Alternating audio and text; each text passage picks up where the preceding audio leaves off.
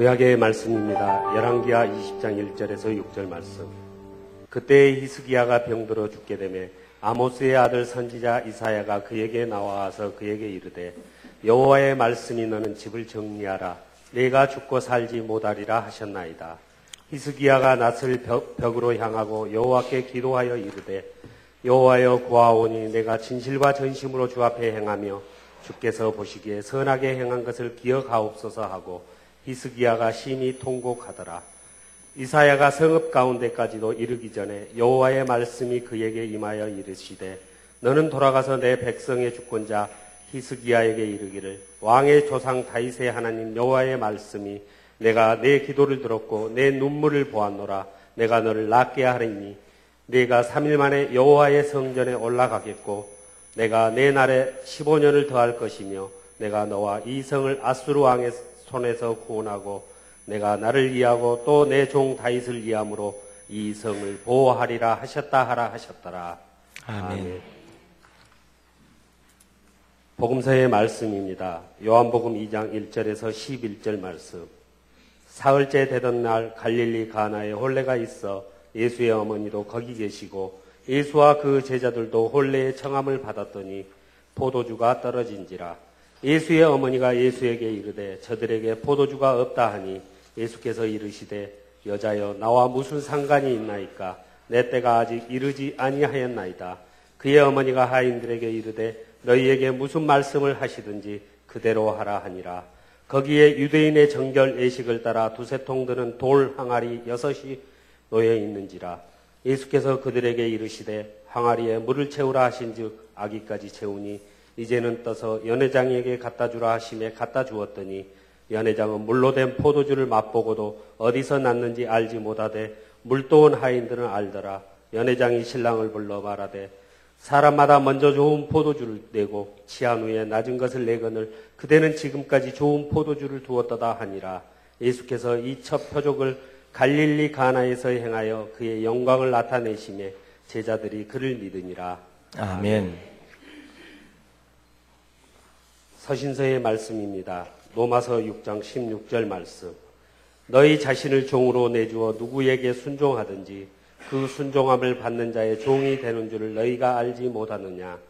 혹은 죄의 종으로 사망에 이르고 혹은 순종의 종으로 의에 이르느니라. 아멘. 1642년 동부지역의 올소프라라고 하는 곳에 한 유복자가 태어났습니다. 아이가 겨우 말을 배우려고 할 때 어머니는 또 다른 남자와 재혼하게 되었습니다. 아이는 자라면서 소원이 하나 있었는데 대학을 가는 것과 그리고 박사가 되는 것이었습니다. 무슨 다른 소원이 아니라 박사가 되는 게 꿈이었단 말이죠. 그런데 그가 겨우겨우 대학을 졸업한 그 시기에 갑자기 흑사병이 창궐해서 박사 과정을 할 수 없게 모든 대학이 문을 닫아버리고 말았습니다. 자기의 유일한 꿈이 좌절되었다 생각되니까 얼마나 괴로웠겠습니까? 자기 집으로 이제 고향으로 돌아왔는데 고향 돌아와서 하루하루 소일하는 것이 참으로 괴로운 일이었습니다. 자기가 생각하기에 자기의 인생을 바꿀 수 있는 일은 유일하게 그 일밖에 없다고 생각되었는데 그 일이 무너졌단 말이죠. 그리고 날마다 언덕에 있던 그 사과나무 아래에 가서 그냥 앉아있거나 누워있거나 하는데 어느 날인가 그 사과나무에서 사과가 하나 떨어졌어요. 다른 때 같으면 그냥 평범하게 보았을 텐데 그때는 그런 마음이 갑자기 드는 겁니다. 왜 사과는 위에서 아래로 떨어지는 거지? 왜 옆으로 떨어지지 않는 거야? 그런 마음 말이죠. 우리가 웃을 수 있는 이야기인데 그런데 놀랍게도 바로 이 한 가지 사건이 과학사를 바꾸고 인류의 정말 큰 일을 행하는 시작이 되었다. 바로 아이작 뉴턴에 관한 이야기입니다. 만유인력의 법칙이 여기서부터 시작되었다는 것이지요. 놀랍게도 자기의 인생에 꿈이 좌절된 것 같고 그리고 그 소망이 다 무너져 버린 것 같은 바로 그때 놀랍게도 그에게 찾아왔던 그 영감이 그의 인생을 바꾸는 시작이 되었다 하는 것입니다. 그래서 그곳에서 새로운 일들이 시작되는 것이지요. 사람들은 경우가 다르긴 하지만 이와 같은 일들을 많이 경험하게 됩니다. 어찌해야 될까? 어디로 갈까? 또 무엇을 위해 살까? 오늘 하루를 또 어떻게 보내야 되는 것인가? 인생의 방향도 정하지 못하고 우리가 그 앞에 설 때가 많이 있습니다. 저는 오늘 그것을 벽이다라고 말하고 싶습니다. 벽이라고 하는 것은 통과할 수 없는 곳이지요. 또 넘어설 수 없는 것처럼 여겨지는 곳입니다. 저 뒤에 있는 문이라면, 또 열려있는 문이라면 나갈 텐데 벽이라고 하는 것을 뚫고 가기가 그리 쉬운 일이 아니지 않습니까? 사람들이 삶을 살아갈 때에 이와 같은 일들이 각자의 다른 환경일지 모르지만 다 자기에게 벽같이 느껴지는 것이 많이 있어요. 어떤 이는 가장 우리에게 현실적인 돈이라고 하는 것이 우리의 벽이 될 때가 있습니다. 물질적인 것뿐만 아니라 어떤 우리에게 다가오는 육체의 질병이라든지 또 생각지도 않은 사고라든지 내 마음의 감정이라든지 또 어떤 위기에 닥친 현실의 압박감들이 우리를 벽처럼 느끼게 만든다는 것이지요. 그래서 그곳에서 넘어서지 못하는 참 고통스러운 일들을 우리가 경험하게 되어집니다. 오늘은 대림절의 첫 주간입니다. 대림절은 성탄에 처음 오셨던 예수 그리스도를 기다리고 기뻐하는 날이기도 하지만 그것보다 지금은 다시 오실 예수 그리스도, 재림하실 예수 그리스도를 기다리면서 우리의 인생의 걸음을 다시 한번 정리하는 시간. 교회력으로 보면요, 대림절이 시작되는 그 시간이 새해의 시작이에요. 우리에게 있어서는 한 달의 시간이 먼저 주어졌다 생각하고 새로운 하나님 앞에서 새 마음을 주시기를 기대하고, 그리고 우리 앞에 놓여 있는 여러 가지 인생의 벽들을 뛰어넘고 새로운 일들이 시작되는 은총이 있기를 축복합니다. 그것이 오늘 이 대림절의 첫 주간에 주시는 말씀이다. 오늘 본문의 이야기는 우리가 잘 알고 있는 가나라고 하는 곳에서 시작되지요. 예루살렘에서 북쪽으로 갈릴리 바다 옆쪽에 있는 마을이 가나라고 하는 마을입니다. 그런데 그곳에서 혼인잔치가 벌어졌지요. 그 가나라고 하는 것은 본래 포도가 많이 생산되는 곳이고, 포도주는 그 이스라엘 사람들에게 있어서 일상적인 음료와 같은 것이에요. 식사의 자리 아니면 잔치 자리, 이런 곳에 빠져서는 안 되는 것이 포도주지요. 그리고 포도가 바로 이 가나 지방에서는 아주 특산품 중에 하나였답니다. 그런데 그곳에서 혼인잔치가 벌어졌어요. 일반적인 것도 그렇지만 혼인잔치는 보통 사흘에서 일주일 정도 잔치를 벌이는데 빠지지 말아야 될 것 중에 하나가 이 포도주입니다. 그때는 지금처럼 무슨 많은 것을 저장해 놓았을 때가 아니기 때문에 혼인이 정해지면 미리 그 전해에 포도주를 많이 담가서 준비를 하는 것이지요. 그런데 그곳에 포도주가 떨어진 겁니다. 영어 성경에 보니까 지금 포도주가 떨어졌다, 이것이 바닥이 났다라고 해석이 되어 있어요. 그러니까 지금 부족하게 되었다, 아니면 지금 거의 떨어지게 되었다가 아니라 거의 지금 완전히 바닥을 드러낸 상황을 말해주고 있는 것입니다. 이게 무슨 큰일인가? 그러나 여러분, 이 일이 현실적인 일이 되었다고 생각해 보세요. 이 일이 내 일이 되었다고 생각해 보세요. 그 순간 이 일은 아주 굉장히 큰 일이 되어버리고 맙니다. 작고 사소한 일이 중요한 게 아니라, 얼마나 크냐가 아니라 그게 내 일이냐, 또 내 눈앞에 놓여 있는 현실이냐에 따라서 그것을 해석하는 그 눈과 그 방향은 완전히 달라질 거예요. 돈의 문제만도 마찬가지입니다. 어떤 사람은 1억이든지 10억이든지 이게 큰 벽이 되지 않는 사람도 있어요. 그런데 100만 원이라도 한 사람에게는, 어떤 사람에게는 정말 인생의 벽과도 같이 느껴지는 사람들이 있단 말이에요. 그렇지 않습니까? 우리에게 건강이라고 하는 것도 어떤 사람에게는 그냥 작게 아프는 것도, 그것도 뭐 그냥 지나가는 일일 것이다, 이렇게 생각될 수 있지만, 또 하루하루 사는 것, 건강하게 사는 것이 별것 아닌 것처럼 여겨질 수도 있지만, 또 어떤 이에게는 하루하루의 삶이 소중한 일이고 하루를 지나는 일이 마치 벽과도 같이 이 하루를 어찌 보낼까 어찌 지낼까 생각되어질 때도 있는 사람이 있습니다. 제가 생각하기에 많은 분들을 만납니다만 그분이 있는 자리가 힘든 자리예요. 그분이 있는 자리가 그 사람이 지금 처해 있는 상황이 현실적인 일이고 그래서 내게 다가오고 있는 바로 그 상황 자체가 가장 큰 일이 될 수 있다는 것입니다. 그러니 여러분, 다른 사람이 보기에 저 사람의 일은 별거 아니다 이렇게 생각할 일이 아닙니다. 제가 군대 이야기를 가끔 합니다만 남자들이 군대 갔다 온 이야기를 들어보면요, 자기가 고생이란 고생은 다 했어요. 도대체 그 사람이 다니는 그 군대는 도대체 무슨 군대인지, 누구를 위한 군대인지, 그것이 가장 고통스러운. 다 사람들마다 모아놓으면 군대는 도저히 갈 만한 곳이 못 됩니다. 제가 생각해 보니까요, 정말 저 사람이 가 있는 곳을 내가 가보지 않았고, 내가 있는 곳을 저 사람이 와보지 않았잖아요. 그러니까 그 사람이 있는 곳이 가장 힘든 곳인 거예요.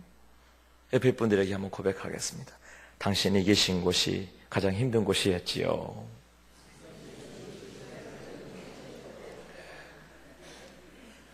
한 번 더 할까요? 당신이 계신 곳이 가장 기쁜 곳이었지요. 그렇습니다.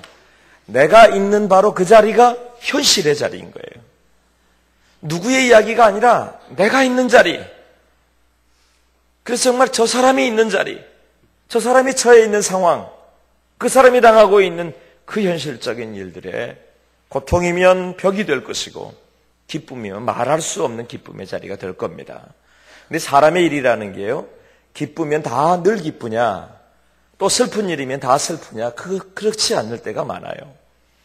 오늘 혼인잔치는 얼마나 기쁜 날이에요. 그런데 포도주가 떨어진 이 일들은 그곳에 갑자기 그 분위기를 바꾸어 버릴 수 있는 곳입니다. 그 주인이라든지 아니면 특별히 그 일들을 돕고 있는 이 하인들의 입장에서는 아마 난감한 일이 되었을 것입니다. 여러분, 그때에 어떻게 해야 될까요?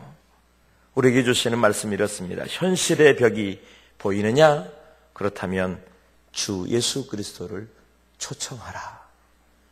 그것이 오늘 우리에게 주시는 예수 그리스도의 응답이고 바로 이 대림절에 우리가 기다리는 응답인 줄로 믿습니다. 현실의 벽 앞에서 나의 삶의 자리에서 각자의 상황이 다르다면 그 상황에서 예수 그리스도가 계신지를 확인하라는 거예요. 대림절은 주님을 기다리는 날이라고 그랬지요. 그리고 대림절은 주 예수 그리스도께서 도착하시는 날이에요. 오셨다는 것입니다. 오늘 본문도 이와 같은 위기 상황이, 이런 일들이 벌어졌는데 오늘 이 사건이 특별한 이유는 다른 데 있지 않습니다. 바로 1절에 기록된 대로 사흘째 되던 날 갈릴리 가나에 혼례가 있어 예수의 어머니도 거기 계시고 예수와 그 제자들도 혼례의 청함을 받았더니, 그랬지요? 예수님이 그곳에 오신 겁니다. 그리고 3절에 뭐라고 합니까? 포도주가 떨어진지라. 우리의 인생에 포도주가 떨어질 때가 있습니다. 그런데 그것이 단순하게 여러분 육체의 일만이 아닙니다. 현실의 일만이 아닙니다. 실은 우리의 영혼의 일도, 우리의 감정의 일도 포도주가 떨어질 때가 있어요. 삶 속의 벽을 느낄 때도 있지만요, 영적인 벽이 느껴질 때도 있어요. 내가 은혜의 기름 부으심이 바닥을 보일 때가 있어요.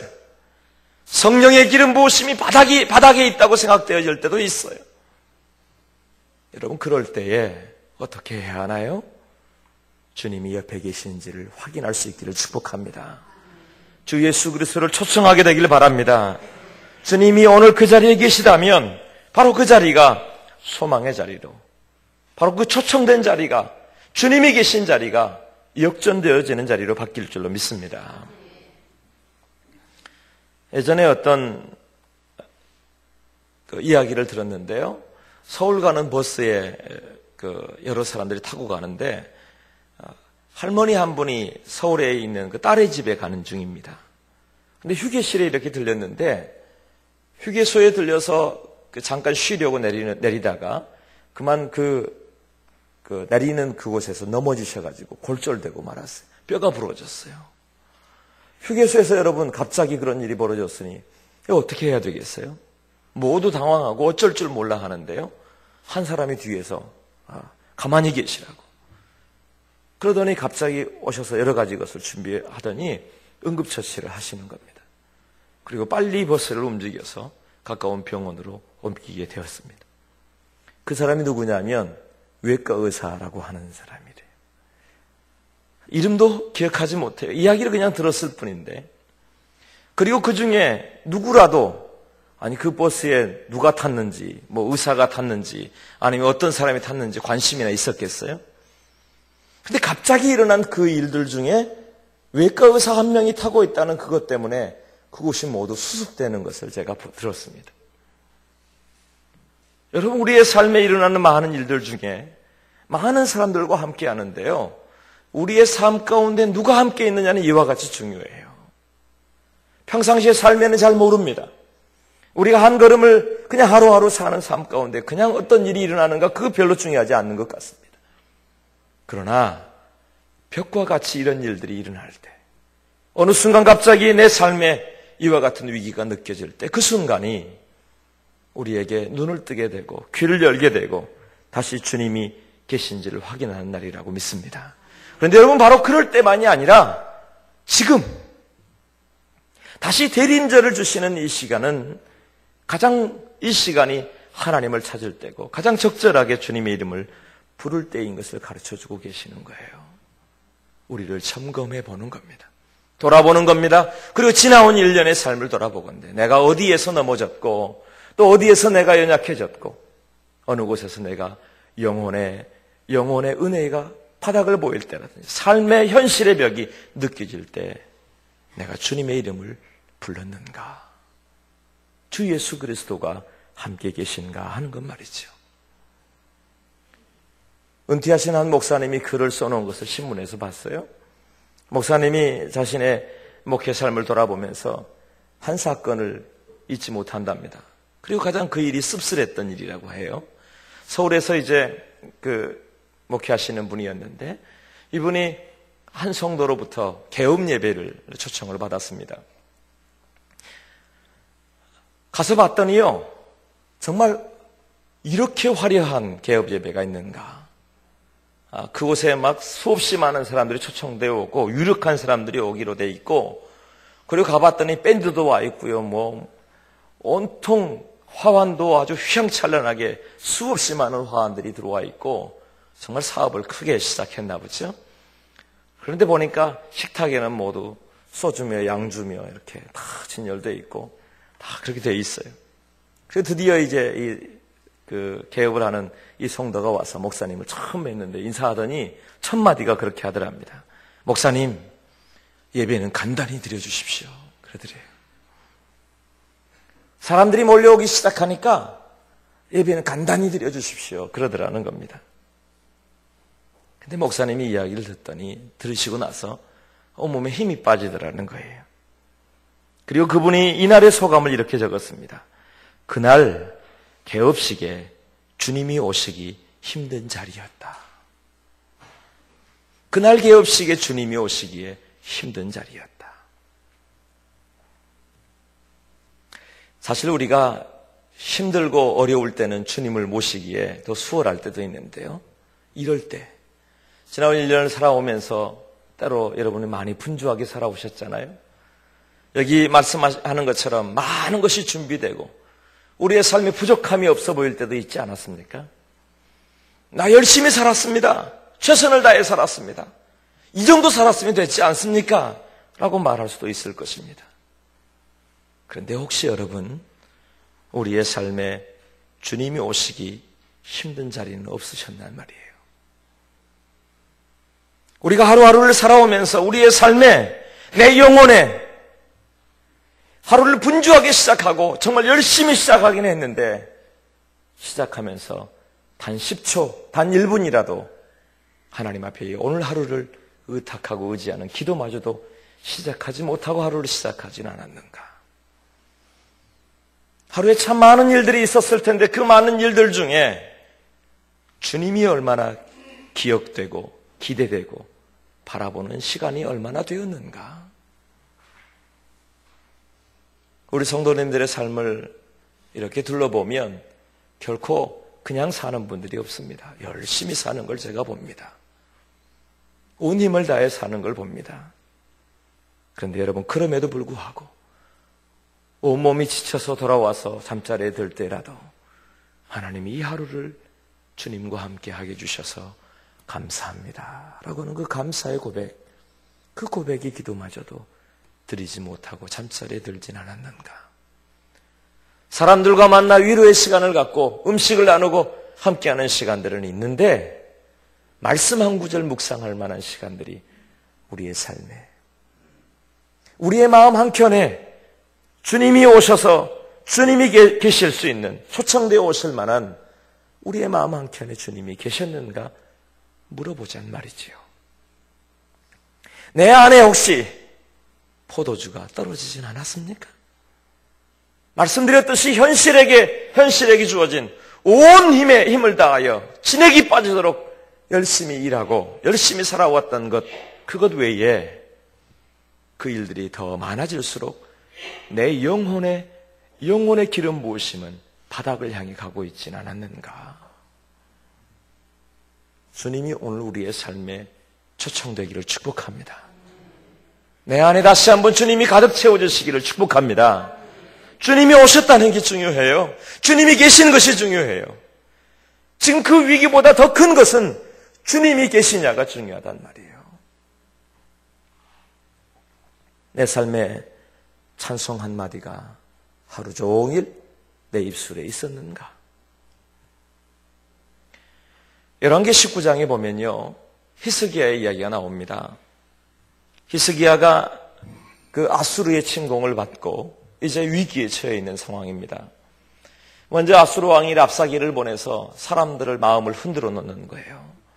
보아라, 너희의 신이 어디 있느냐? 또 지금까지 아수르에게 멸망한 나라들을 보아라. 그들의 신이 그 나라를 지킬 수 있었더냐? 그리고 너희 하나님은 어디 있더냐? 히스기야가 말하는 것에 속지 말아라. 히스기야 말하는 하나님이 어디 있단 말이냐?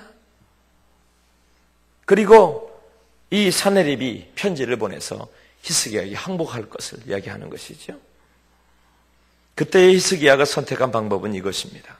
히스기야가 사자의 손에서 편지를 받아보고 여호와의 성전에 올라가서 히스기야가 그 편지를 여호와 앞에 펴놓고 그 앞에서 히스기야가 기도하여 이르되, 그릇들 위에 계신 이스라엘의 하나님 여호와여, 주는 천하만국의 홀로 하나님이시라. 주께서 천지를 만드셨나이다. 여호와여, 귀를 기울여 들으소서. 여호와의 눈을 떠서 보시옵소서. 사네립이 살아계신 하나님을 비방하러 보낸 말을 들으시옵소서. 그에게 주어진 현실은 뭐냐? 아수르의 침공 가운데 있는 게 현실이에요. 그런데 놀랍게도요, 히스기야가 선택했던 방법은 그 현실의 편지를 가져다가 하나님 앞에 내어놓는 일이었습니다. 성도들은요, 이 하나님 앞에 있는 현실이라고 하는 것과 그리고 하나님 앞에 나아가는 그 사이의 그 벽을 뚫고 하나님 앞에 편지를 내어놓는 시간이 필요한 거예요. 편지는 받아봤고 내 마음은 두려워지고 내 삶은 고통스럽고 이 일을 넘어설 수 있는 힘은 내게 없는 것 같고, 그런데 여러분, 바로 그때 히스기야가 선택했던 방법은 그 편지를 가지고 하나님 앞에 가져가는 일이었어요. 그것뿐입니까? 그 일 이후에 하나님께서 20절에 아모스의 아들 이사야가 히스기야에게 보내 이르되, 이스라엘 하나님 여호와의 말씀이 내가 아수르 왕 사네립 때문에 내게 기도하는 것을 내가 들었노라. 아멘. 하나님 앞에 기도를 시작할 때 내가 들었노라 라고 주님께서 응답하신단 말이죠. 열왕기 20장 아까 구약의 말씀에 읽었지요? 그때는 이제 히스기야의 개인적인 일들이 일어납니다. 1절에 보니까 그때 히스기야가 병들어 죽게 되며 아모스의 아들 선지자 이사야가 그에게 나와서 그에게 이르되, 여호와의 말씀이 너는 집을 정리하라. 내가 죽고 살지 못하리라 하셨나이다. 히스기야에게 이제 사형 선고가 떨어졌어요. 집을 정리해라. 네가 삶을 정리해라. 이제 너는 끝났다. 이제 내가 죽고 살지 못할 것이다. 여러분, 의사가 한마디를 해도 이와 같은 마음을 들 텐데 하나님의 선지자가 와서 하나님의 말씀을 대언했단 말이에요. 이제 내 죽고 살지 못하리라. 끝났다. 병들어 죽게 되었다. 어떻게 했나요? 그 다음에 히스기야는 이렇게 말합니다. 히스기야가 낯을 벽으로 향하고 여호와께 기도하여 이르되 여호와여 구하오니 내가 진실과 전심으로 주 앞에 행하며 주께서 보시기에 선하게 한 것을 기억하옵소서 하고 히스기야가 심히 통곡하더라. 그가 선택했던 방법은요, 벽 앞에서 벽을 향했어요. 이거 보면서 그런 생각했습니다. 히스기야에게 있어서 인생의 벽, 질병이라고 하는 벽, 죽음이라고 하는 벽 앞에서 오히려 하나님의 벽을 만들었구나.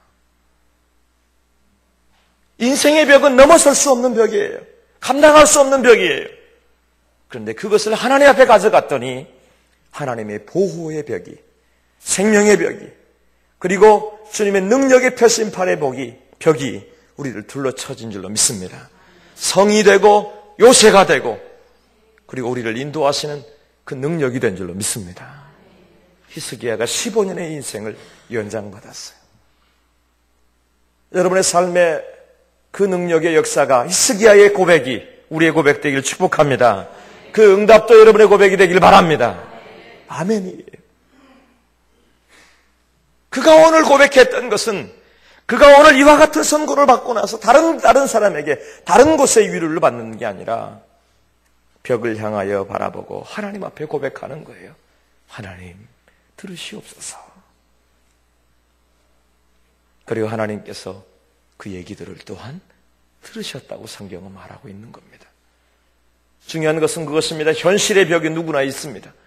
현실에 주어진 삶의 이야기들은 각자의 환경이 다르지만 모두에게 있단 말이에요. 우리 육체의 일도, 우리 가정의 일도, 일터에서도, 우리 자녀들에게서도, 아니 우리의 영적인 일도, 우리 감정적인 일도 넘어설 수 없다고 여겨지는 벽들이 있어요. 그런데 그때에 우리 어찌해야 될까요? 주님이 함께 계심을 신뢰하기를 바랍니다. 주님을 초청할 수 있게 되길 바랍니다. 주님이 계신 자리가 그 벽을 넘어설 수 있는 자리예요. 또 한 가지, 오늘 말씀을 통해서 우리가 배워야 될 한 가지가 있습니다. 그것은요, 지식이라든지 상식, 경험의 벽을 넘어서야 된다는 거예요. 외부적인 이야기만이 아닙니다. 제가 보니까 오늘 우리에게 있어서 정말 중요한 것이 있는데 우리가 넘어서지 못하는 벽 중에 가장 큰 벽은요, 외부에 있지 않고 내 속에 있을 때가 많아요. 그러니까 내 속에서 그것이 내 경험, 내가 가지고 있는 지식, 또 내가 가지고 있는 환경, 내 감정, 이 벽을 넘어서지 못하기 때문에 역사하심이 일어나지 못할 때가 많단 말이에요. 오늘 본문에도 제가 보기에 가장 큰 시험을 당하고 그리고 가장 갈등할 사람이 기록되어 있습니다. 누굴까요? 9절에 보니까 연회장은 물로 된 포도주를 맛보고도 어디서 났는지 알지 못하되 물도온 누구는 알더라고요? 하인들은 알더라. 제가 보기에 가장 갈등했을 사람들이 이 사람들 아니겠어요? 아니 나머지 사람들이 떠다 주면 맛있게 먹으면 끝나잖아요. 그리고 칭찬하면 돼요. 이야 아직까지도 이런 맛있는 게 있었어? 이게 원어에 보니까요 그냥 질이 좋은 포도주가 아니라 차원이 다른 포도주인 거예요. 이야 너무 기가 막힌데?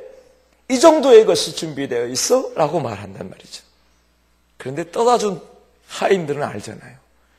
이게 분명히 물동이 속에 물이 있었던 건데 물 떠다 주어서 이게 과연 어떤 일이 벌어질까?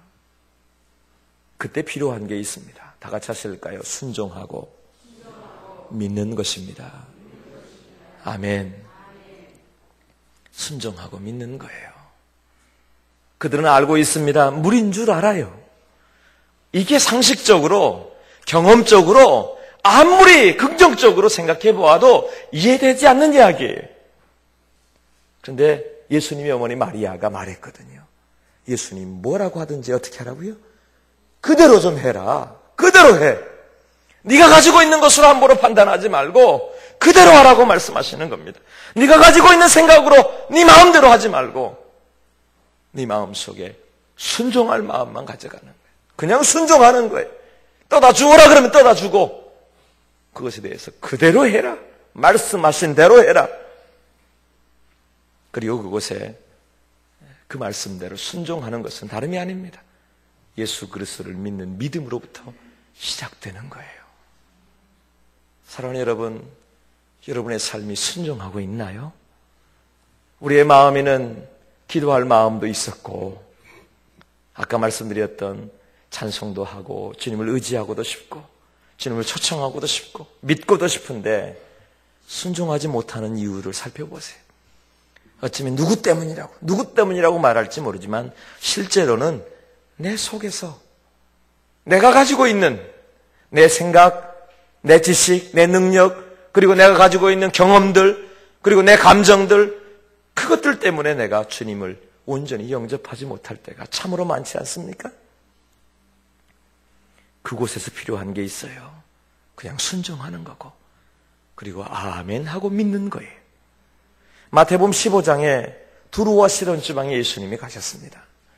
그런데 그곳에서 한 여인이 나오는데 가나안 여자 하나가 그 지경에서 나와서 소리질러 이르되 주 다윗의 자손이여 나를 불쌍히 여기소서 내 딸이 흉악하게 귀신 들렸나이다. 가나안 여인이 왔어요. 그리고 가나안 여인이 소리 지르는 겁니다. 다윗의 자손이여 나를 불쌍히 여기소서. 얼마나 간절했던지 예수님 앞에 그의 고백을 드리는데 이유가 있습니다. 그의 딸이 흉악한 귀신 들렸기 때문입니다. 사실은 흉악한 귀신 들린 딸을 데리고 오기도 쉽지 않았을 겁니다. 그의 마음이 이 일은 여러분 될지도 안 될지도 모르는 상황으로 여겨진다면 어찌 왔겠어요? 어쩌면 부끄러운 일일 수도 있었을 겁니다. 거절당하면 어쩔까라고 하는 두려움도 있었을 겁니다. 자기는 이방인이고 예수님 유대인이 아닙니까? 아니야 다를까 그 다음 말이에요.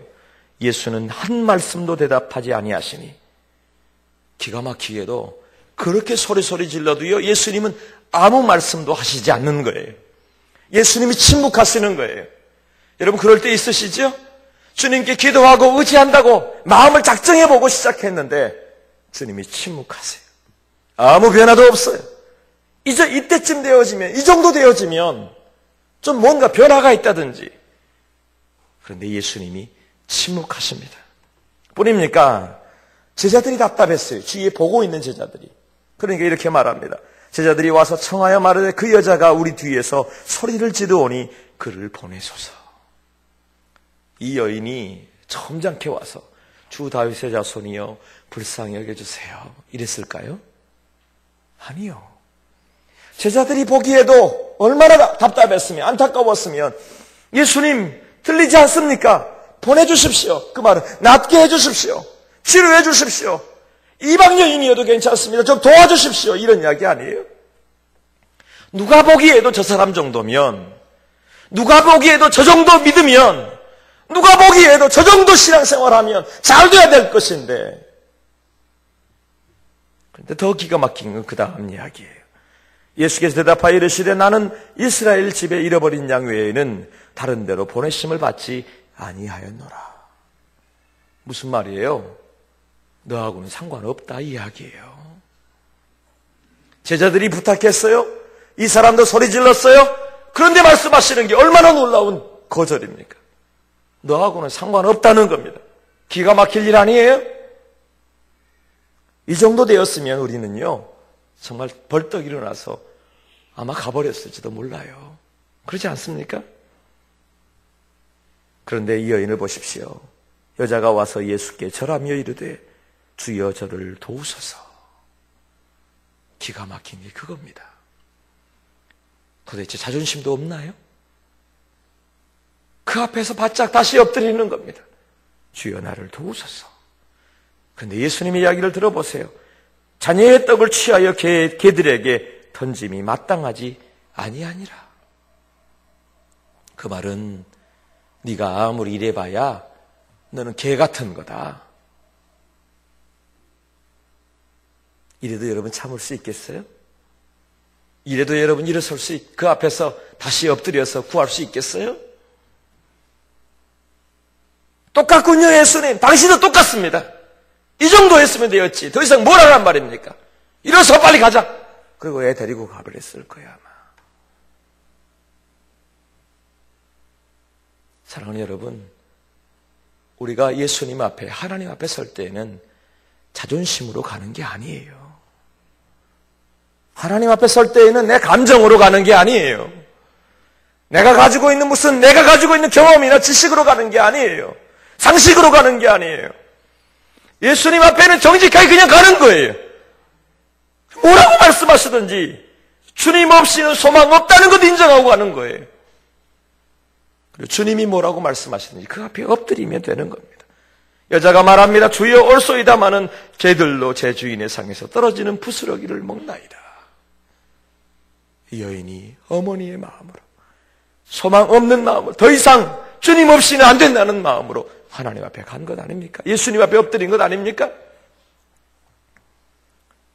사랑하는 여러분, 주님의 음성 듣게 되기를 바랍니다. 주님께서 3번이나 거절하셨어도 주님만이 소망인 줄 알고 그 앞에 엎드릴 수 있는 용기가 있기를 바랍니다. 이에 예수께서 대답하여 이르시되 여자여 내 믿음이 크도다. 내 소원대로 되리라. 그때부터 그의 딸이 나으니라. 사랑하는 여러분, 우리가 갖고 있는, 부탁합니다. 내가 가지고 있는 다른 어떤 것으로도 주님 앞에 가는 일들은 포기할 일이 아닙니다. 어떤 상황이라도 주님 앞에 가야 되는 거예요.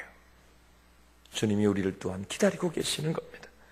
허무한 시절 지날 때, 깊은 한숨 내쉴 때, 그런 풍경 보시며 탄식하는 분이 있네.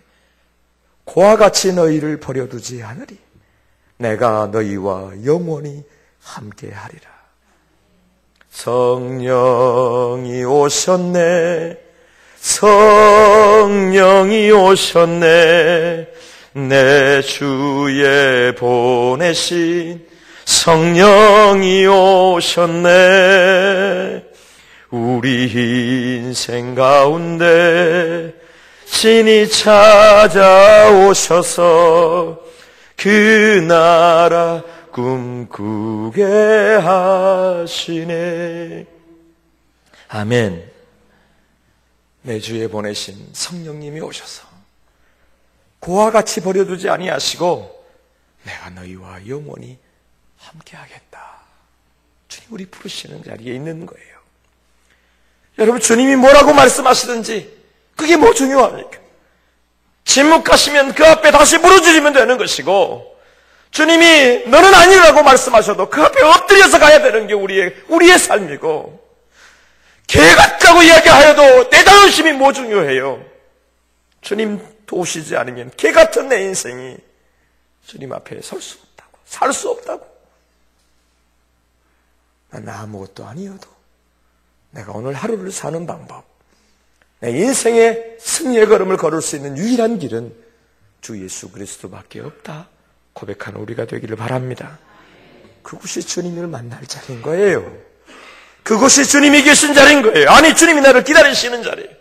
아무리 우리가 수치를 당한들 주님의 십자가보다 수치를 당한 곳이 어디 있어요? 하나님의 아들이신 그분이, 아무 죄 없으신 그분이 우리 때문에 수치당하신 그것보다 더 큰 수치가 어디 있어요? 주님은 다 버려 우리를 사셨는데, 다 버려 우리를 사랑하셨는데, 우리는 우리의 자존심, 우리의 게으름, 우리가 갖고 있는 감정 때문에, 우리가 갖고 있는 상황 때문에 하나님 앞에 가지 못한다는 게 말이 되느냐는 말이에요. 주님 앞에 서게 되기를 축복합니다. 그것이 우리가 서야 될 자리입니다. 시몬이 대답하여 이르되 선생님, 우리들이 밤이 새도록 수고하였으되 잡은 것이 없지만은 말씀에 의지하여 내가 그물을 내리리이다. 밤새도록 수고해도 잡은 것이 없습니까? 다 열심히 살았는데 여러분이 남는 것은 찢어진 그물밖에 없다고 여겨질 때 지금입니까? 사랑하는 여러분, 주의 말씀을 의지하세요. 내가 다시 주의 말씀 의지하여 나아가리이다. 로마서 6장 16절에 너희 자신을 종으로 내주어 누구에게 순종하든지 그 순종함을 받는 자의 종이 되는 줄을 너희가 알지 못하느냐. 혹은 죄의 종으로 사망에 이르고 혹은 순종의 종으로 의에 이르느니라. 무엇에 순종하느냐에 따라서 그의 종이 된답니다. 낙심함에 순종하면 낙심의 종이 되는 거예요. 포기하고 말면 포기의 종이 되고 마는 거예요. 감정에 치우쳐서 그곳에서 무너지고 말면 그것의 종이 되고 마는 거예요. 자존심의 종이 되고 마는 거예요. 아닙니다. 우리는 예수 그리스도의 십자가에 그 앞에 무릎을 꿇고 주님의 은혜를 구하는 자리에 우리가 있음을 믿습니다. 그래서 우리가 의의 종이 되는 거예요. 하나님의 사람이 될 수 있는 자리에 있는 것입니다. 내가 기도하는 자리에 있게 될 수 있는 시작이 여기 있는 줄로 믿습니다. 어디 살아오셨나요? 누구의 종이 되어 살아오셨느냐는 말이에요. 하나님과 동행하며 예수 그리스도의 이름으로 살아오셨나요? 잘하셨습니다. 우리 안에 부끄러운 마음이 있나요? 그러면 다시 이 대림절에 주님을 초청하고 주님을 기다릴 수 있게 되기를 바랍니다. 말씀을 맺겠습니다. 체코슬로바키아의 프란츠 카프카라고 하는 유명한 유대인 작가가 있습니다. 그의 작품 가운데 기회의 문이라고 하는 작품이 있는데요. 문 밖에서 일생 동안 문이 열리기를 기다리다가 죽은 사람의 이야기가 나옵니다. 이 사람 문지기가 서 있는 문 앞에서 어떻게 하든지 이 문 안에 들어가려고 일생 동안 예를 씁니다. 어떻게 하면 저 문지기를 피해서 문 안으로 들어갈 수 있을까를 늘 고민했던 사람입니다. 그런데 결국은 문을 열지 못하고 문 밖에서 처참하게 죽음을 당합니다. 죽어가면서 문지기에게 묻습니다. 왜 당신은 나를 그 문 안으로 들어가지 못하도록 그토록 문을 지키고 있습니까? 그런데 문지기가 당황해서 이야기합니다. 무슨 말입니까? 그렇지 않습니다. 이 문은 당신을 위한 문입니다. 당신을 돕기 위해 내가 여기 있습니다. 또다시 이야기합니다. 무슨 말입니까? 당신이 떡하니 지키고 있어서 나는 그곳을 들어가지 못하는 것 아닙니까? 다시 문지기가 이야기합니다. 아닙니다. 나는 온 기쁜 마음으로 당신을 환영하고 문을 열어주기 위해서 문 앞에 서 있었던 것뿐입니다. 당신은 그런데도 불구하고 한 번도 문을 열어달라거나 문을 두드린 적이 없습니다. 그 이야기의 내용입니다. 우리 앞에 문이 있어요. 말씀드렸죠? 이 사람도 애썼다고 말이에요. 어쩌면 들어갈까? 어쩌면 저 안으로 들어갈 수 있을까를 애써요. 그런데 애쓰는데 중요한 것은 문을 두드려 보지 않아요. 열어달라고 하지 않아요. 가보지 않아요. 나아가질 않습니다. 사랑하는 여러분, 기도해볼까라고 하는 마음이 들 때가 있습니다. 그러나 기도하는 것과는 다릅니다. 예수님을 믿어볼까라고 하는 마음이 우리 속에 들어올 때도 있습니다. 그러나 주님을, 예수 그리스도를 주님으로 영접하는 사람, 믿습니다라고 말하는 것과는 다릅니다. 기억하세요. 내가 순종해볼까? 주의 말씀 의지하여 가겠습니다. 아멘 하겠습니다라고 순종의 말을 하지만 순종하는 것과 다른 이야기입니다. 문 밖에서 예쓴다고 이야기하는데 그 앞에 나아가는 것과 다릅니다. 주님의 사랑을 아멘하고 받고 나도 사랑하겠다. 나도 복음을 전해볼까? 나도 전도해볼까? 나도 믿음으로 살아볼까? 어떤 말이 많이 있다 할지라도 실제로 그 일들을 시작하는 것과 다르다는 것입니다. 사랑하는 여러분, 삶의 벽들이 있습니다. 없지 않아요. 삶을 사는 사람에게 누구나 벽이 있습니다. 그런데 그 벽을 어찌 넘어갈까요? 누구와 함께 계시는지를 확인하십시오. 우리의 하루 동안 우리의 삶에 누구와 함께 계시는지를 확인하십시오. 그리고 내 안에 있는 내 어떤 것이라도, 내 속에 있는 어떤 것으로도 우리의 순종과 믿음을 방해하지 못하게 하시기를 축복합니다. 시편 56편 3절 이하의 말씀을 기억하십시오. 내가 두려워하는 날에는 주를 의지하리이다. 내가 하나님을 의지하고 그 말씀을 찬송하올지라. 기도하겠습니다. 두려움의 날, 우리의 인생의 벽이라고 여겨지는 그날에 주님을 의지하게 하여 주옵소서. 주님 뭐라고 말씀하시든지 그대로 순종할 마음을 주시옵소서.